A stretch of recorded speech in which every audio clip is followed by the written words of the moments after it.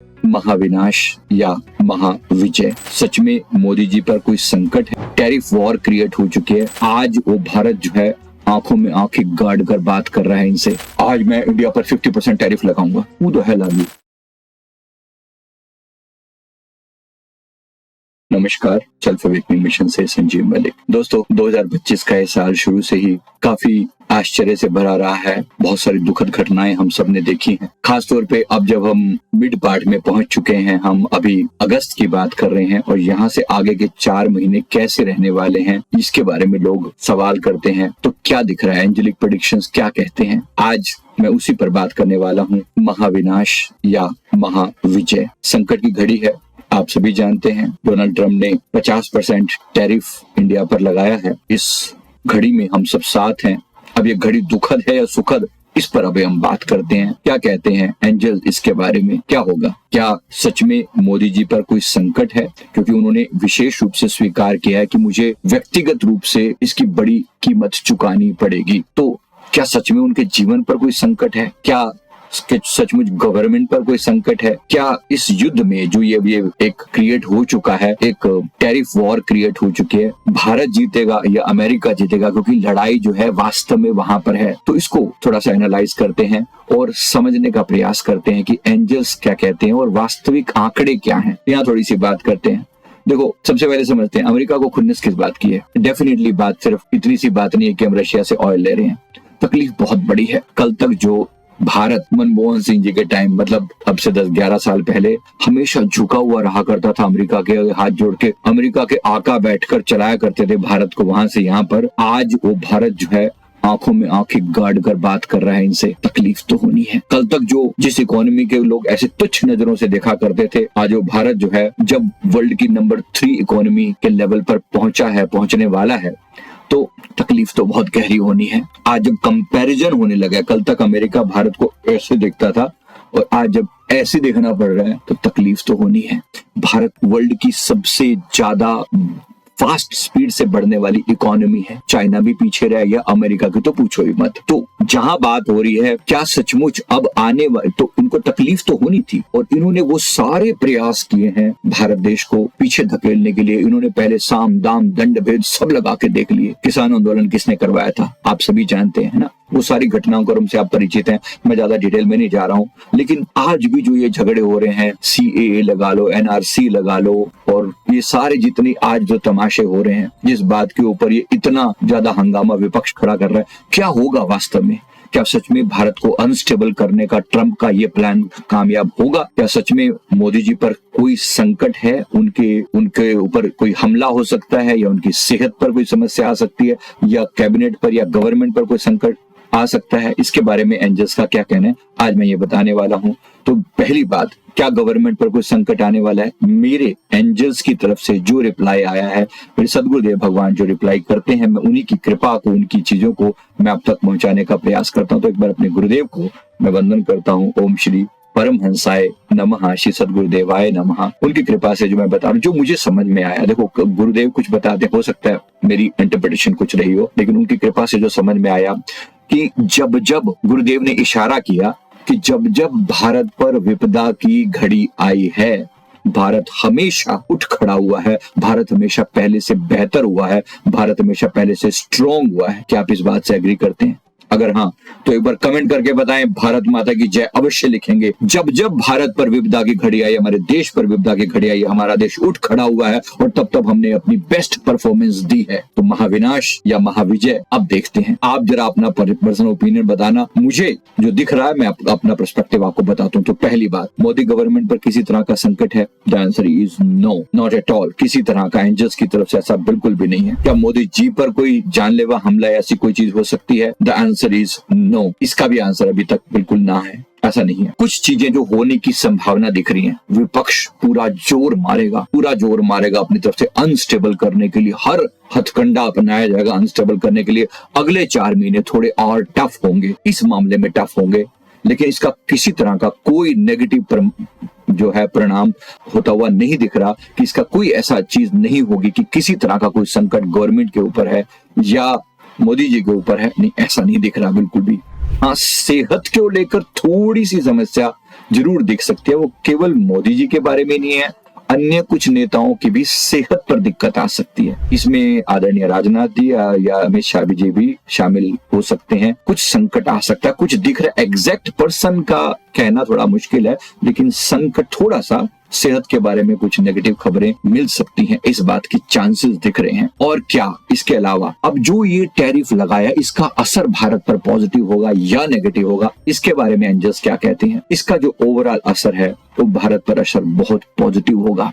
पहले से ही हमारी गवर्नमेंट तैयार है, लीडरशिप ऐसे हाथों में है जो बहुत प्रोएक्टिव है। प्रोएक्टिव का मतलब ही ये होता है कि समय से आने वाली चीजों का पहले से अंदाजा लगा लेना और उसके हिसाब से पहले से एक्ट करना, बजाय इसके कि घटना घट जाने के बाद फिर हड़कंप मचाना। तो ऑब्वियसली यहाँ पर जो हमने लीडर्स हमने जिनको चुना है, तो आदरणीय मोदी जी के नेतृत्व में पूरी गवर्नमेंट हमारी इस समय बहुत प्रोएक्टिव है। और डेफिनेटली हम नए नए बाजार ढूंढ रहे हैं, नए नए मार्केट ढूंढ रहे हैं, नए नए रास्ते तलाश रहे हैं, डॉलर का विकल्प तलाश रहे हैं और मार्केट तलाश रहे हैं। तो थोड़ा सा इंपैक्ट तो हम पर जरूर आया है, डेफिनेटली आया है। क्योंकि चलता चलाता धंधा एकदम से अगर किसी का बंद कर दिया जाए तो दिक्कत तो आएगी, दिक्कत थोड़ी सी आएगी, लेकिन बहुत थोड़ी सी, बहुत ज्यादा इसमें सेटबैक नहीं दिखाई दे रहा इकोनॉमी के ऊपर। ओवरऑल हम पा रहे हैं। बेशक वर्ल्ड ये जो वर्ल्ड बैंक के आंकड़े कुछ मर्जी दिखाते रहे, क्योंकि ये तमाशेबाज ये सब बैठे हुए हैं, ये सब मिले हुए हैं। ओवरऑल इनका ऑब्जेक्टिव एक ही है, एक वर्ल्ड की लीडिंग इकोनॉमी को, यानी हमारे प्यारे भारत देश को किसी भी तरीके से नीचा दिखाया जाए। क्योंकि अब तक भी इन गोरी चमड़ी वालों की नजरों में हम कोई बहुत अच्छे नहीं हैं, अभी भी उनकी नजरों में हम वही हैं, है ना। हम इनको कमा के देते जा रहे हैं और हम आज तक इन्होंने हमसे कमाया है, खाया है। आज भी हमें सिर्फ एक मार्केट की तरह से देखते हैं। इनके अंदर कोई दिल नाम की चीज नहीं है, इनके अंदर कोई भाव नाम की चीज नहीं है, जो आपके हमारा देश हमेशा आदर्शों पर खड़ा रहता है। हम संकट की घड़ी में भी हम दूसरों की, अपने घर में कमी होते हुए भी हम दूसरों की सहायता करने को तैयार रहते हैं। ये कोविड के टाइम में सारी दुनिया ने देखा है। तो हमारे अपने आदर्श हैं, हमारी अपनी एक संस्कृति है, लेकिन हम इन लोगों की देखें इनकी क्या संस्कृति है, सिर्फ और सिर्फ लूटा है इन्होंने। और अब वो समय आया है, अगर मैं एंजेलिक हिसाब से कहूं तो वो समय आया है इनको फल मिलने का। इनकी जो इन्होंने आज तक तकलीफ दी है पूरे वर्ल्ड को, किस तरीके से इन्होंने दुनिया में जहां कहीं कोई झगड़ा हुआ ना, इन्होंने हमेशा दूसरों की जलती हुई चिता पर अपनी रोटियां सेकी हैं। हाँ या ना, अब एग्री करते हैं तो जरा एक बार फिर से भारत माता की जय अवश्य लिखेंगे। इन्होंने किया है, लेकिन हमारे देश ने कभी भी किसी की तकलीफ का मजाक नहीं उड़ाया। यहाँ श्रीलंका जैसा जो कंट्री, जो कल तक जो एक समय तक हमारे प्रति बहुत नेगेटिव हो चुका था, उनकी भी संकट में हमने सहायता की। अफ्रीकन कंट्रीज की हमने सहायता की। यहाँ तक कि पाकिस्तान जैसा कंट्री भी अगर कोई तकलीफ आ जाती है, हम वहां भी सहायता करने से नहीं चूकते। रही बात बाकी झगड़ों की, तो वो अपनी जगह पर। तो ये हमारे देश की जो पॉलिसी है, ये सबसे बड़ी चीज है। एंजल्स क्या कहते हैं, ये पूरा यूनिवर्स क्या कहता है? यूनिवर्स उसी बात को सुनता है। जब आप प्यार से, जब इंटेंशन देखे जाते हैं, परमात्मा की नजरों में इंटेंशन देखे जाते हैं, इनका जो हरकतें हैं, ट्रम्प एंड पार्टी और पूरे वेस्टर्न वर्ल्ड की जो हरकतें, इन्होंने सिर्फ लूटा है, दुनिया को यूज किया है एक बिजनेसमैन की तरह। बस इन्होंने किसी तरीके से हमें पहले लूट के लेकर गए, जब तक हम गुलाम थे, है ना। यूके ने भी लूटा, यूरोपियंस ने भी लूटा, और जिसको मौका मिला सब आए, सब लूटने के हिसाब से आए। और अब ये लूटने का वो तरीका बना रहा था क्या, अपने जो डेयरी प्रोडक्ट्स, जो कि नॉनवेज डेयरी प्रोडक्ट्स है, समझो हमारे देश में चलाने के लिए जबरदस्ती जो है ना रास्ते खोलने के लिए बात कर रहा था। अब जिस बात को लेके चिढ़ा पड़ा है, आप सभी समझदार हैं, इस बात को समझ चुके हैं। अब जो होता हुआ दिखाई दे रहा है आगे हमारे देश में, अब आत्मनिर्भर भारत की एक ड्राइव चलती हुई दिखाई पड़ रही है। इसको नाम कुछ भी दिया जाएगा, वो समय बताएगा। लेकिन आप देखेंगे कि छोटी MSMEs जो होती है ना, मीडियम स्केल और स्मॉल स्केल जो इंडस्ट्रीज होती हैं, उसको बूस्ट अप करने के लिए मोदी जी कोई स्कीम लेकर आएंगे। अभी देखना, अभी हुआ नहीं है कुछ भी ऐसा। आप अभी चीजें क्लियर नहीं है, तो आपको सामने दिखाई पड़ेंगे कुछ दिनों के अंदर।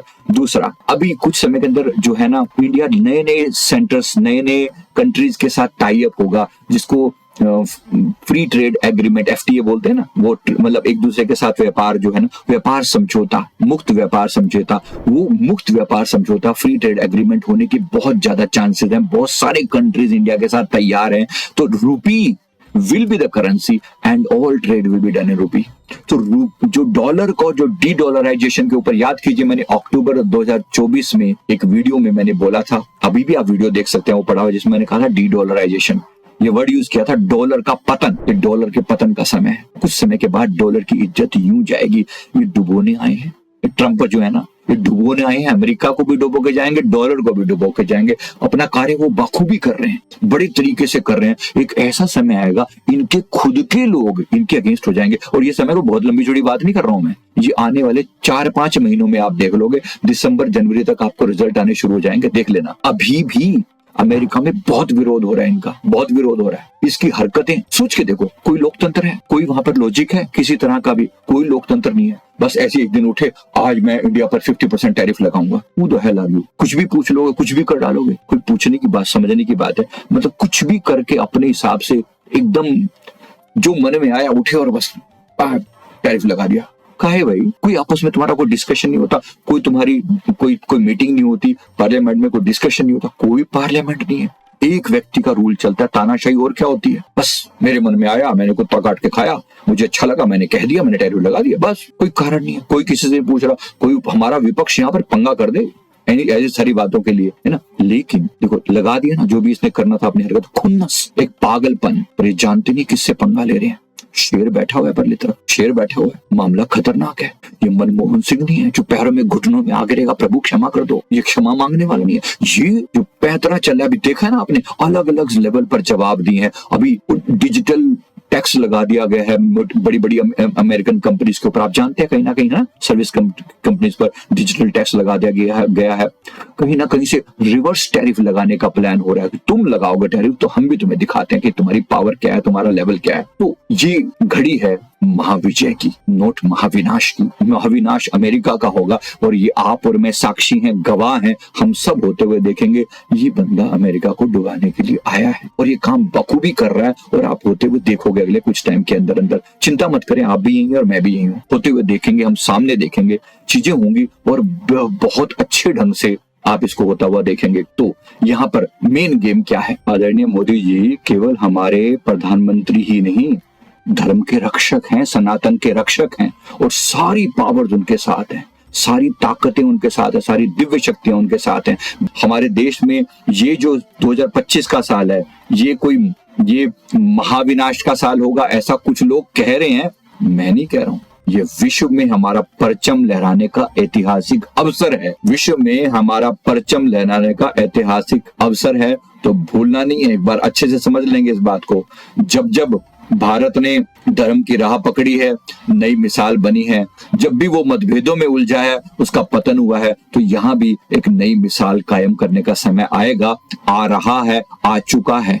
परीक्षा की घड़ी अवश्य है, थोड़ा टफ टाइम अवश्य है, क्योंकि एक बार तो जो एमएसएमईज वगैरह हैं, जो छोटे बिजनेस चल रहे थे ना, उन पर थोड़ा संकट तो आता हुआ दिखाई देगा। छोटे और लघु उद्योग वाले लोग चिल्लाएंगे। लेकिन एक मजे की चीज आप देख रहे हो, जो किसान इतना समय तक कंटिन्यूसली विरोध कर रहे थे, हमारे जो मोदी जी के विरोधी दिखाई दे रहे थे, आज वो किसानों ने मिलकर मोदी जी के प्रति सहमति जताई है कि आपने जो किया है हमारे लिए, जो अभी ये डिसीजन लिया है देश के हित के लिए, किसानों के हित के लिए, ये बहुत शुभ है, इसमें हम आपके साथ हैं। दुश्मनों को भी अपना बना लेने की वाली शख्सियत का नाम मोदी है। कभी कभी आप सोच सकते हैं कि मैं प्रो मोदी बात कर रहा हूं या मोदी भक्त कोई कह सकता है, कहते हो 100 बार कहें, आई डोंट केयर। बात हो रही है सनातन की रक्षा की, और एक व्यक्ति सनातन का ध्वज लेकर खड़ा हुआ है। Why not? जितने आज तक शुभ कर्म हुए हैं सनातन के बारे में, राम मंदिर बना है, काशी विश्वनाथ कॉरिडोर बना है, अन्य स्थानों पर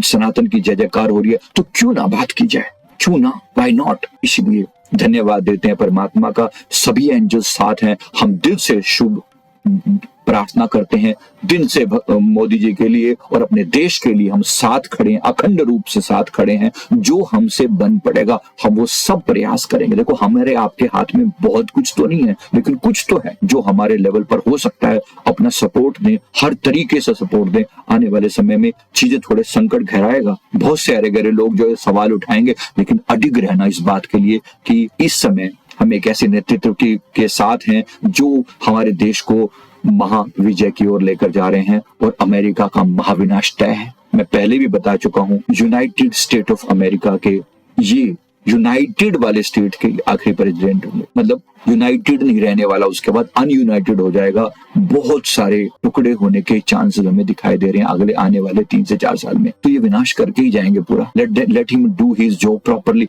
ही इज डूइंग, वो कर रहे हैं, बड़े प्यार से कर रहे हैं अपना कार्य, कर लेने दीजिए। थोड़ी तकलीफ देंगे मोदी जी को ऑब्वियसली, है ना, लेकिन चिंता मत करें, चिंता मत करें, हम सब साथ में हैं। इस दुखद घड़ी में, इस परीक्षा की घड़ी में हम उभरेंगे, जरूर उभरेंगे, बेहतर उभरेंगे। आप सबके लिए मैं धन्यवाद करता हूं जो आपने ध्यान से मेरी बात को सुना, और मैं उम्मीद करता हूं आप अपने विचार जरूर रखें। क्या कहते हैं आप इसके बारे में? बहुत बहुत शुक्रिया आपको मेरी बात को सुनने के लिए। Thank you very much. Angels की प्रेडिक्शन के साथ मैं फिर आपके साथ हाजिर होने वाला हूँ, सेल्फ अवेकनिंग मिशन से Sanjeev Malik. Thank you very much. Video अच्छा लगे तो जरूर लाइक कर दें और शेयर करें। Thank you very much.